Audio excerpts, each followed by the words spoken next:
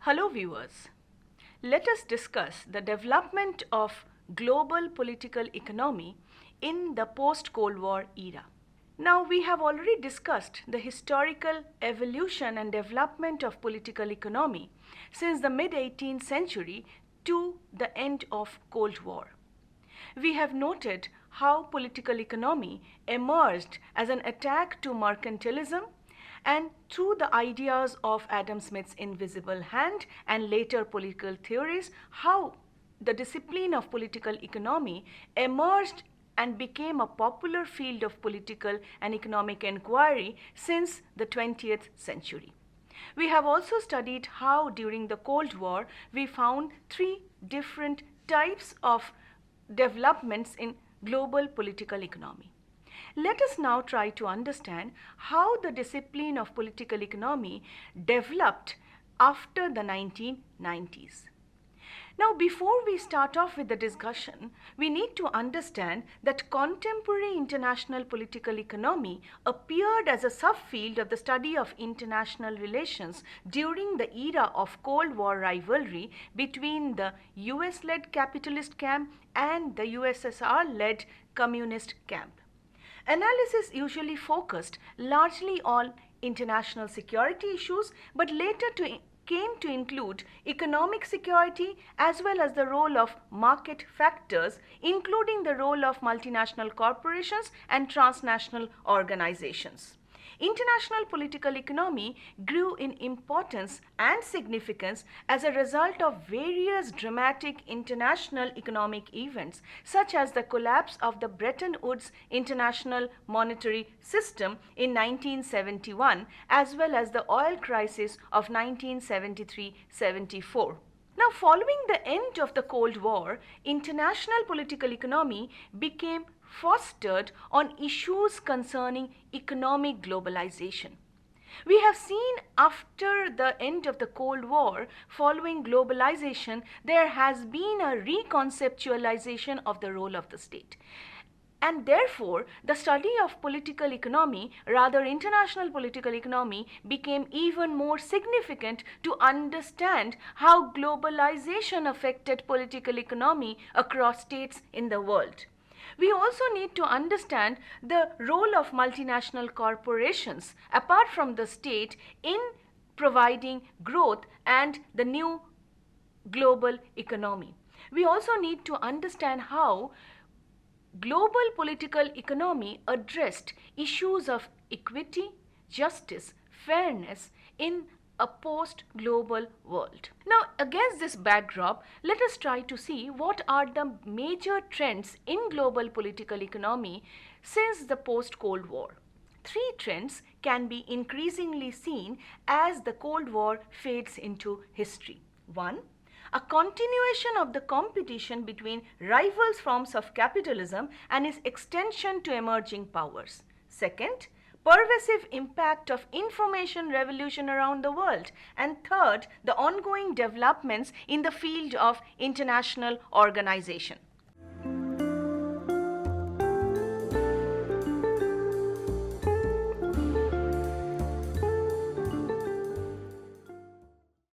Let us try to understand what is competing capitalisms and state formation.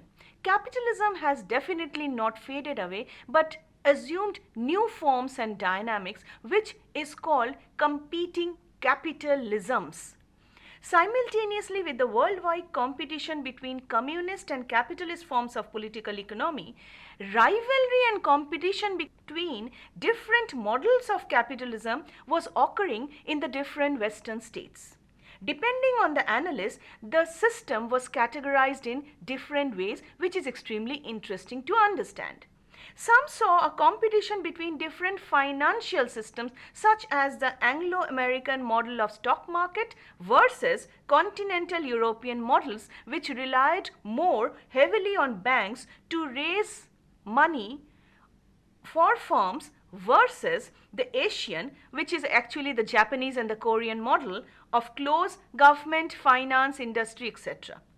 Others perceive the significant difference in the various forms of capitalisms as being the manner in which they provided different forms of welfare services to their citizens. Now, based on this understanding, we found that there are different models of capitalism which has emerged. First, we have the US model providing for a minimal welfare state.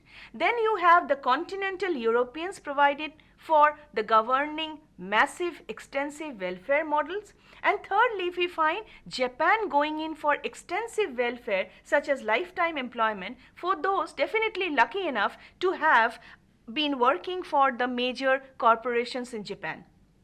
Now, this Western competition between capitalism should be understood in the fact that no one emerged as a clear winner. There were no winners within this developed model of capitalism within global political economy. Each model that was followed either by America or by the European countries had their own weaknesses and strengths. They all had their own times of successes and failures. For example, if you look into the European system, it followed broad-based welfare for its citizens but struggled with relatively high levels of unemployment. The US system generally had lower levels of unemployment but a disturbingly high number of citizens who lacked access to basic welfare and, most importantly, affordable health care. The Japanese economy enjoyed great successes during the 1980s, sparking fears in the US of an economic rival. However, in the 1990s, we find that it was the US economy that led to a wave of technological innovation, and the Japanese economy entered a decade of economic stagnation. From 2008 to 2012, both the US and the European economies suffered serious financial crisis and recession. While the US showed sign of a reviving economy post-2015, Europe mainly retained in austerity and economic stagnation. Now, at the close of the first decade of the 21st century, the competition between capitalisms have become highly global as well as diverse. The welfare capitalism of Western Europe as well as the Anglo-Saxon liberal models were joined by a host of competitors with a variety of models.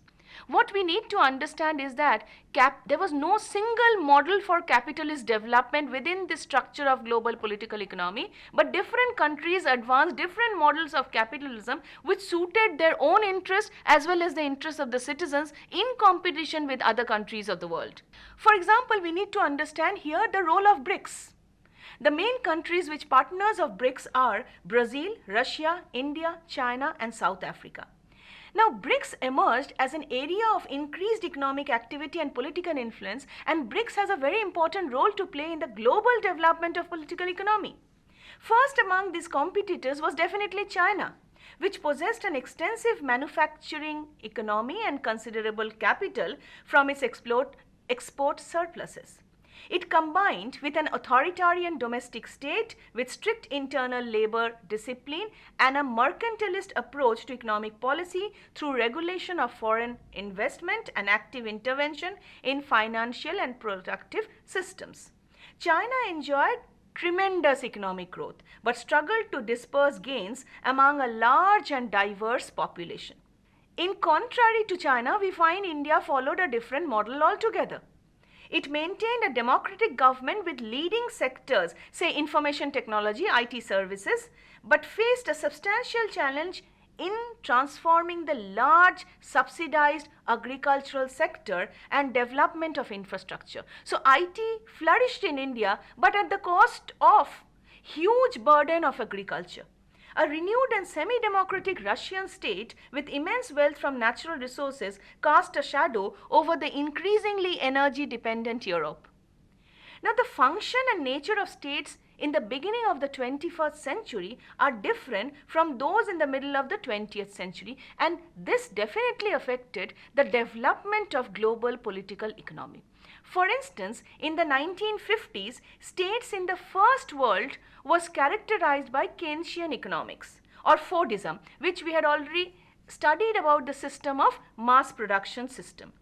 They were committed to restoring full employment and cushioning economic turbulence within their borders. So mass production, mass consumption led to kind of a creation of a self-sufficient economic system. In the Second World, on the other hand, Soviet command economies marshaled resources to feed industrialization and increased competition with the West. In much of the Third World, which are called developmental states, intervened in the economy to protect infant industries and began the process of industrialization. So if you compare with the First World, in the Third World, the states were more proactive in the process of industrialization. Now let us try to understand and come to the moot question that if the centrally planned states have appeared, what models do we have now?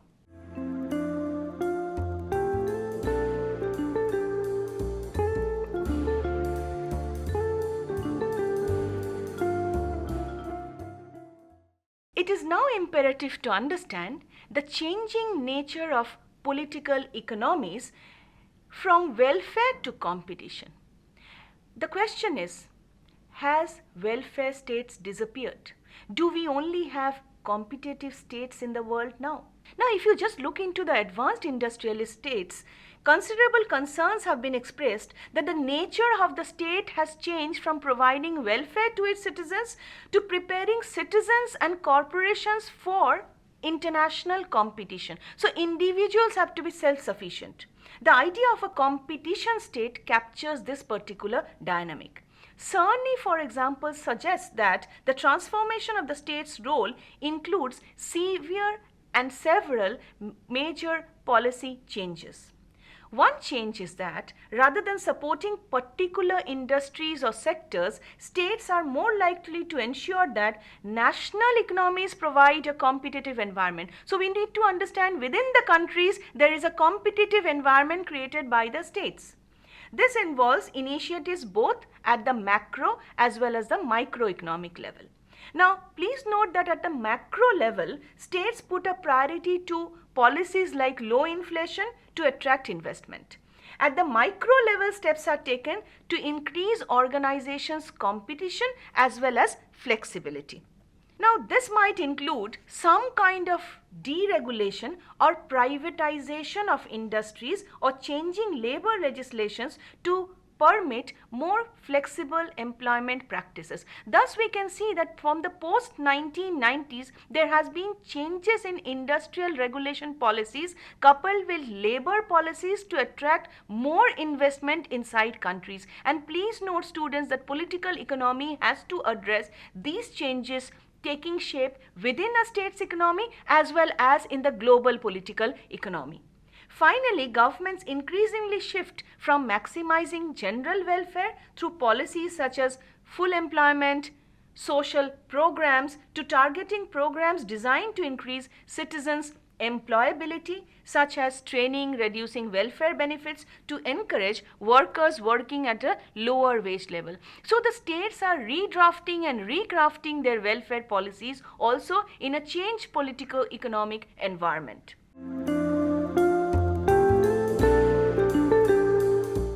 Let us now come to the next part of the discussion. What are the major changes in global political economy that can be noticed in the global south?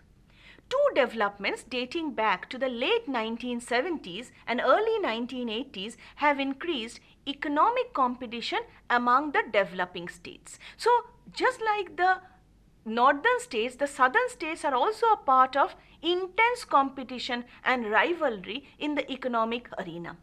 One was the unilateral decision by the government of China that it would begin opening up to Western states by seeking trade and foreign direct investment. So this is a major landmark in the development of global political economy, where China took the decision to open up its economies, and major changes in policy decisions took place from a closed economic system in China to opening up to foreign direct investment.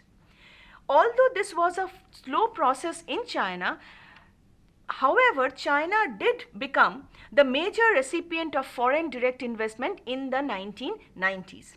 This diverted investment from other developing countries and resulted in the growth of exports that competed with the products of developing countries. And now you can just calculate the rise in China's economic development vis-a-vis global competition.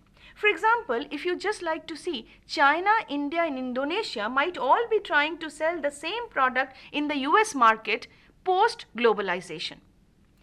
Another important dynamics of global political economy so far as the South is concerned is state-led development. Now, the second development with fuel state-led development was the debt crisis, which forced many states to abandon inward-looking development strategies in search of finding a place in the global market. The crucial point is that this in turn led to increased openness, economic competition in taking place within a variety of political framework. Now we need to understand why all countries were liberalizing their economies post 1990s, and please note that this was a mechanism followed not just by the global north but also by the global south. Communist China, for example, as I just said, was quoting aggressive foreign direct investment, but definitely China did not compromise on the authoritarian state system and the one party rule. However, the 1990s saw a number of other southern states democratize. For example, you can refer to South Africa, Brazil, Mexico, but they continue to follow a policy of insertion into the global economy. While many southern states have liberalized since the 1990s, the notion of development state attracted renewed interest in the wake of financial crisis in western states between the period 2008 to 2012. Western countries seemed to have suffered from excessive liberalization and deregulation of their financial sectors, and they learned the lessons from excessive liberalization, wherein states that kept the financial sector subservient to development goals such as China emerged relatively well. This also accounts for the reason for China's success when other states were facing a recession. Another very interesting development in global political economy is the rise of offshore regulation. Now, what is this offshore regulation? The term offshore refers to the areas of global economy where states create territorial or juridical enclaves characterized by a reduction in regulation. So basically these are tax havens. These are areas where you can enjoy various types of economic concessions and carry out trade. One of the most significant development in offshore trade has been the growth of tax havens that I just mentioned. And one of the areas in the world where you have this tax haven is the Cayman Islands. They allow companies and banks to move large sums of money through paper companies to avoid taxation as well as regulation. Now, this offshore regulation is also an important factor to understand in the development of global political economy. Now, many developing and developed states have created what we call export processing zones, EPZ. Now, these zones are also tax-free zones. Now, while all these areas share some kind of economic regulation, but the economic regulations in EPZs are much lesser than those found in other industrial areas of the country. You may also refer to these as special economic zones that we have it in India. The main attraction in these special economic zones or export promotion zones is less of trade related regulation, the prohibition of independent trade unions, as well as the rise of contractual laborers. So you have less political regulation and more economic freedom.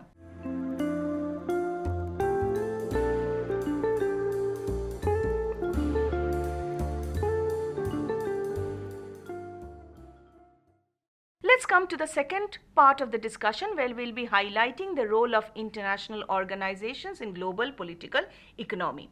Now, post 1990s, and not just post 1990s, the Cold War period has seen the rise of very many international organizations in the world. Now, three sets of organizations have emerged today. One, the already existing United Nations.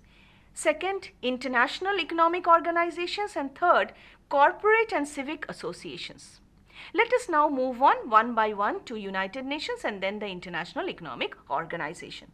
We know that the United Nations was created in 1945 as a successor to the League of Nations in order to bring about an end to world wars as well as create an environment of international peace and cooperation. We also know that the United Nations comprises of several organs, and of these, the Security Council is one of the most powerful organ, comprising of 5 permanent members and 10 non-permanent members.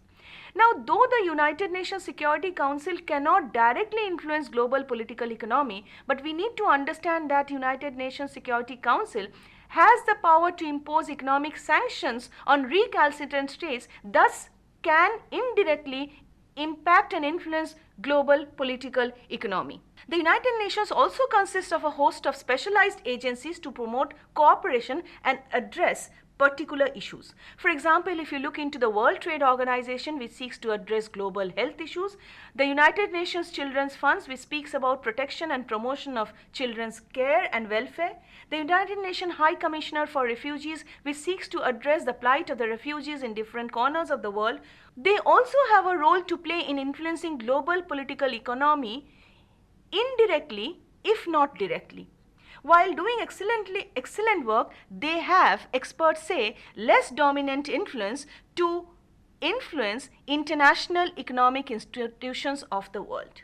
Let us come to the second set of international organizations, the international economic organizations, which play a dominant role in shaping and influencing global political economy since the post-Cold War. International economic institutions influence behavior by providing advice on economic policy and demanding policy change in return for financing or settling economic disputes between actors. In the wake of the debt crisis in the 1980s, IMF and the World Bank took an enlarged role in the global economy.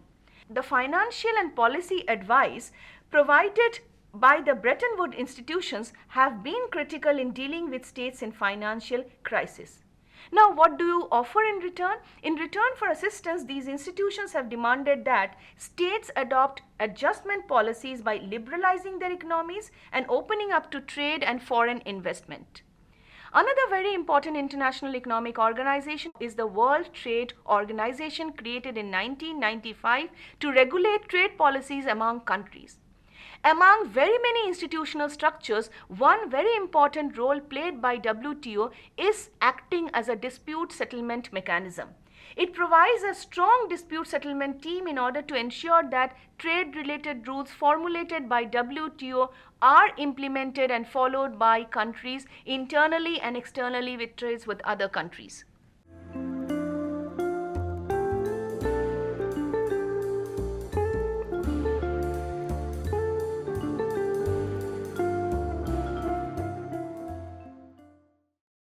What is the reason behind the longevity of these institutions?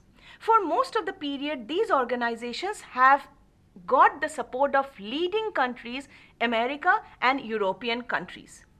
In other words, the post-war consensus concerning the necessity of an open multilateral economic system has not been eroded despite the shifts in various forms of economic policy since the 1990s.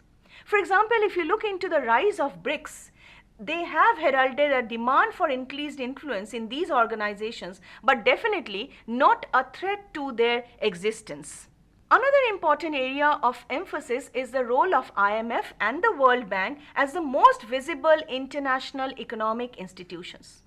Apart from these institutions, we also have G8, which is also called the group of 8 countries, bringing together the most advanced industrialized economies and Russia to discuss economic management of the global economy. Apart from G8, we have G20, which has traditionally focused on financial issues of cooperation and financial stability, and the members are prominent developing countries of the world. The Organization of Economic Cooperation and Development, popularly called the OECD, has also played an important role in economic stability around the globe. Apart from that, we have a number of small organizations, but definitely important, playing a role such as the NAFTA, the North American Free Trade Organization, the European Union, Asia Pacific Economic Cooperation, and not to forget the ASEAN, or Association of Southeast Asian Nations. Now, these international economic institutions and the rise of these organizations have an impact on global political economy. In many cases, the impact can be seen in terms of changes in policy regulations also. Coming to the last part of our discussion is the role of corporate and civic organizations. Corporate and civic organizations refer to both for-profit and not-for-profit organizations which have been busy in shaping and influencing the global political economy.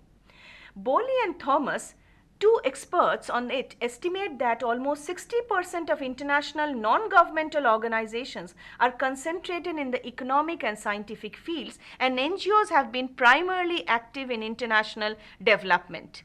Since the 1980s, Western governments have increasingly used these NGOs as a channel for provision of economic and not-for-profit citizens organizations. So we find the role of transnational organizations, international economic organizations playing a huge role in shaping and influencing global political economy.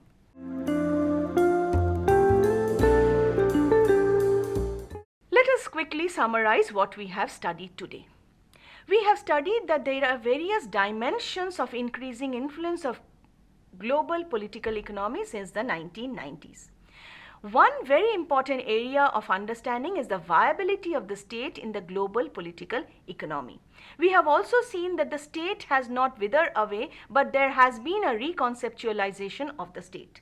Secondly, what we have noticed is the rise of multinational corporations, international economic organizations, as well as civic organizations playing a dominant role in the development of global political economy. Finally, we also find that concepts like justice, equity, fairness have been redrafted, re-evaluated, reinterpreted in this global world to suit the needs of both the developed, developing, as well as the marginalized populations of the world. Finally, the role of international organizations in shaping global political economy has also increased in this world where information revolution rules and reigns. Thank you.